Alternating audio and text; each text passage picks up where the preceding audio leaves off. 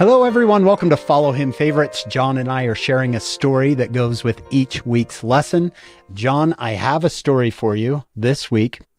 We're in Mosiah 18 through 24, and right at the very end of the lesson, the people of Alma, terrible things have happened to them. They're trying to be good people and live their covenants and have a happy society, and all of a sudden they're taken over by the wicked priests of King Noah and Lamanites.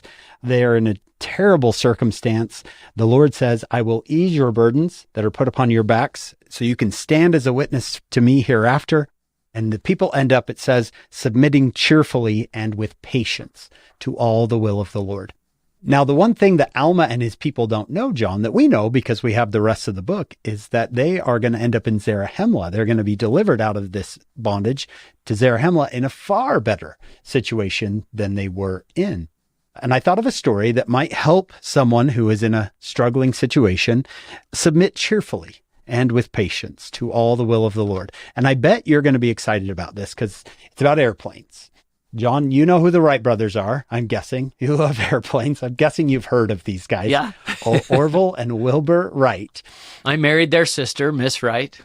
Oh, you did. Mr. and Mrs. Wright. Did you know that before they became the first two people to ever fly, that they had some difficulties early in life? One, Wilbur Wright was planning on going to Yale and becoming a scholar. But as he was playing hockey one afternoon, there was an accident and he got hit in the face and it broke some bones in his face, knocked out his teeth. And by the time he had recovered, that spot at Yale was gone. His mother was so sick he needed to stay home. He never got to go to Yale. And he says something to the effect of, well, I guess my life is over. That was my chance to do something great. So he opens up a bicycle shop in Dayton, Ohio. And who works at the bicycle shop? His brother, Orville. Orville was the one apparently who loved to tinker with things, take things apart, put them back together again. Orville gets sick. He gets typhoid fever and he ends up staying in bed for a few months. Now, what do you do in the late 1800s if you're laying in bed for a few months? Yeah, I don't think he was able to charge his phone. So he ends up reading about a German aviator named just kidding. A German aviator named Otto Lilienthal, who is trying to figure out how to fly. He can glide. A lot of people have glided up to that point, but not anyone has ever flown under its own power. No powered flight. Yeah. As Wilbur comes over to visit Orville as he's laying in bed, they start talking about this. And I think Wilbur says something to the effect of, Orville, the smartest people in the world are taking on this challenge. What makes you think you and I could figure it out?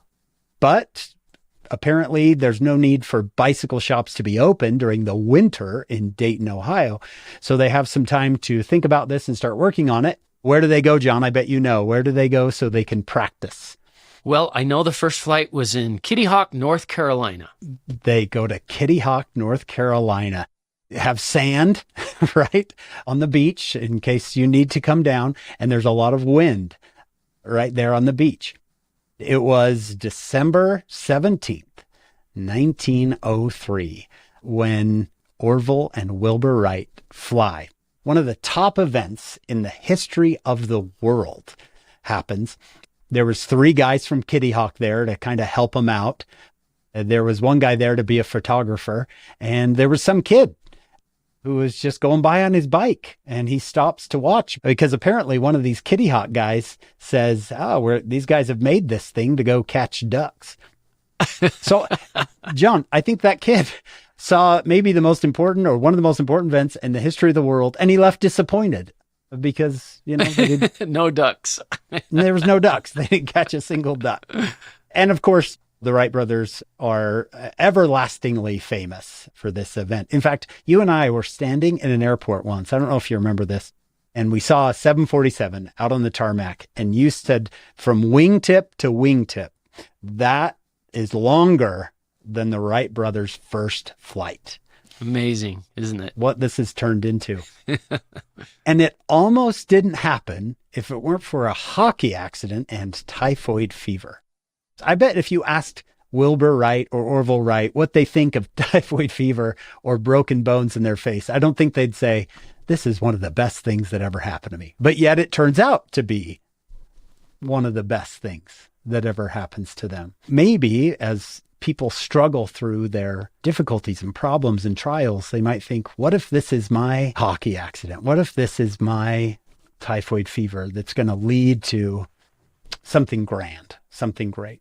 Yeah, I've heard people say that everybody goes through hard things, but see if you can find a message in your misfortune. Maybe that would be something you can get from it. And my own Wilbur Orville thing sits on my shelf here. So I've got my own Wright flyer. You've got your Wright flyer. Made by Hallmark and hangs on a Christmas tree. I think the original was just a touch bigger. A little bit bigger. Yeah, you never know what's going to happen in the next couple of chapters in life. We hope you'll join us on our full podcast. It's called Follow Him. You can get it wherever you get your podcasts. And then come back next week and join us for another Follow Him Favorites.